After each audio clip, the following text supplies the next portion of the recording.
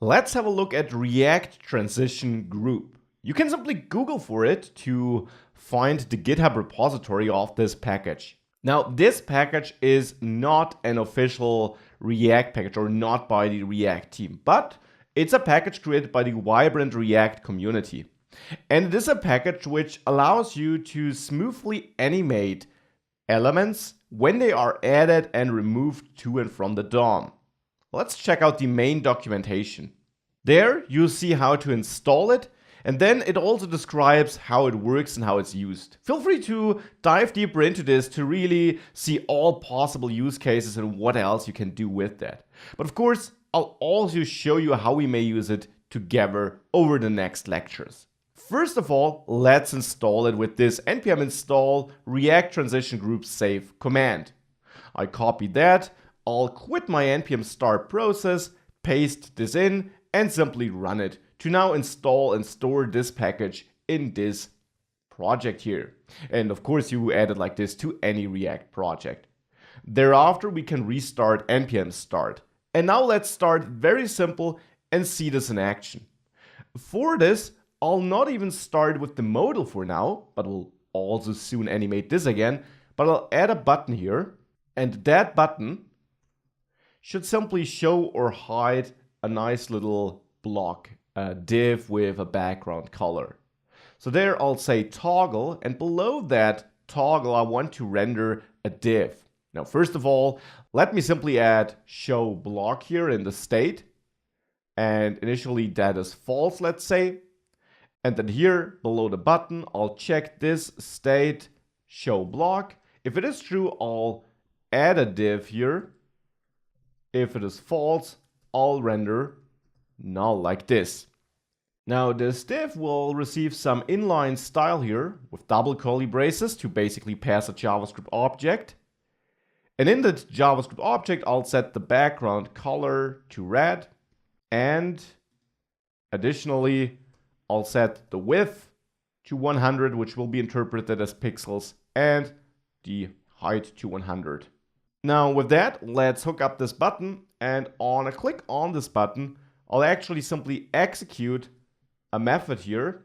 In this method, I'll execute this set state in the function version where I get the previous state, and then simply return a JavaScript object where show block is set to not previous state show block, like that.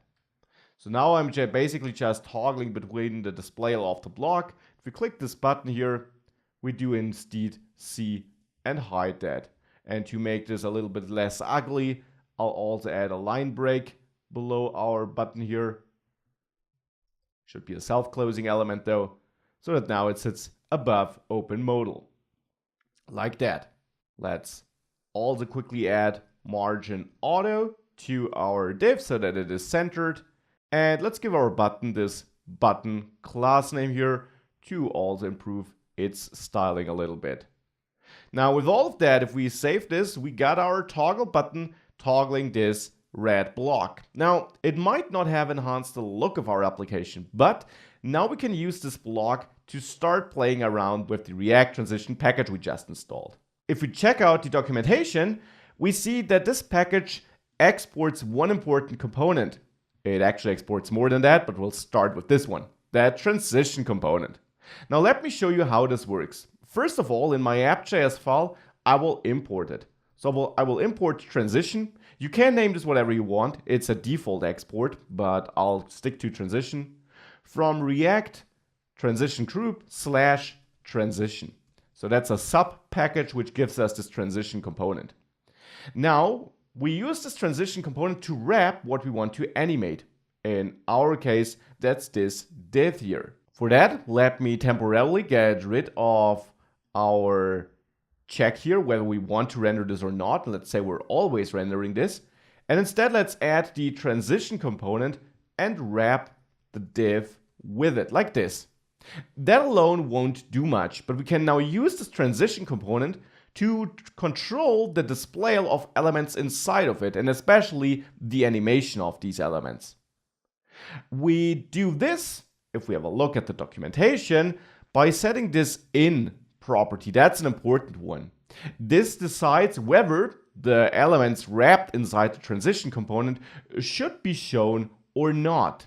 And the transition component simply manages 4 internal states: entering, entered, exiting, and exited, which we then again can listen to decide how our element should be shown.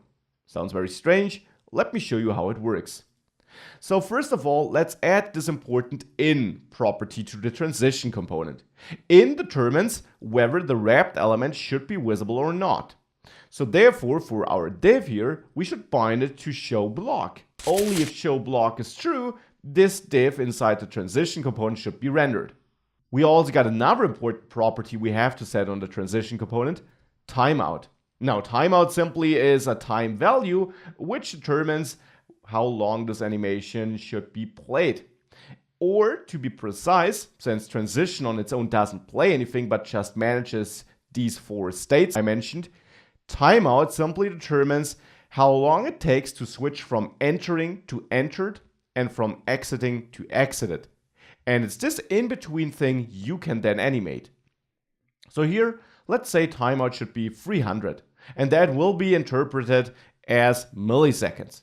Now with that, what happens is that inside the transition component, we can render something dynamic with curly braces, because inside there we now actually should render a function. That's what the transition component in the end gives us back. Values we can use in a function, or only one value to be precise: the state. So in the simplest form, what we can do here, we can simply write an arrow function. That is why we need the curly braces. This arrow function should then of course return the JSX we actually want to render. And that could be a paragraph which outputs that state. Again, wrapped in curly braces since we're inside JSX code here again. Now I'll temporarily cut the div here to keep it in memory but remove it. Now with that, if we also fix the error I just saw, that in of course should be bound to this state show block. The show block properties in our state. So now with that, if we save this and we go back to our application, we see that we see exited there. Because I am just outputting some text here with my paragraph where I output the state value which is given to us by this transition component. Let's see which other values this state value or argument can have. If I click toggle, you see it first switched to entering and then to entered. If I click toggle again, it's first exiting and then exited. And if that's too fast, simply bump up the timeout to, let's say, 1 second to have a little bit more time. Now if we click toggle, we see it's entering, entered, exiting, exited. And that's all this transition component does for you. It manages this state argument it gives to you in a function you pass as a child of the transition component. And this managed state property takes your timing into account. Now with that, we can of course go back to rendering a div in there, but not actually in there like this, but instead in our function here. So in this function where we get the state, I actually want to return a div. And now we know that state is entering, entered, exiting, or exited. We can of course take advantage of this to now manipulate our style depending on the state. So for example here, we could say that we want to set the opacity of this element to, and if the state is, let's say, equal to exited, then the opacity should be 0, otherwise it should be 1. Now let's see this in action. If I save this, now you see the div is still there. It's taking up its space, but it's not visible. If I toggle it, it's shown again. If I click toggle again, it disappears after this 1 second. Still, we got no animation right now, but we can see how we can use this transition component. Obviously, it would be much nicer to have an animation though. Now, to add this animation, we just need to tweak this a little bit. We simply have to add the transition property you already learned about. And let's say we want to animate any changes in the opacity property. We could also use all. So let's go back to opacity though. Let's say we want to animate this over 1 second using the same value as we use here in timeout, 1000 milliseconds. And we want to do this with these out. And all of that should be a string. If we save this, now if I toggle this, you see it's animated in and animated out. Now we got one important thing. We're controlling this animation with the transition. It's still always staying in the DOM though. But we can control this by adding more props to the transition component. We can add mount on enter, which simply is a Boolean prop, which says, yeah, if the in property is set to true, you should add the wrapped element to the DOM. And on the other hand, you can add unmount on exit to really remove it from the DOM if that's not true. If we now save this, you see no empty space, it's gone. But if we now click toggle, it's there again. If we click toggle again, it's removed. Still no animation due to the way we're controlling this. We're only changing the opacity here when the state is exited, which is too late. If we set this to exiting instead, which is entered right at the beginning, we click the toggle button to remove it. Now you see it fades out. So now we fixed the issue we had before. We still have an instant animation for showing it because we're not setting the style on that.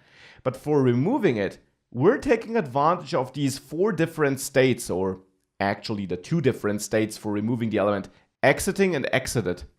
And as soon as we start exiting, we already set the opacity to 0 and we animate this, but it's not actually removed from the DOM until the entire animation, so this timeout here, is over. And now we really tell React to only remove this element after the given period with the help of this transition component. Now that was a lot of new knowledge. Let's apply this to our modal so that this hopefully becomes a bit clearer.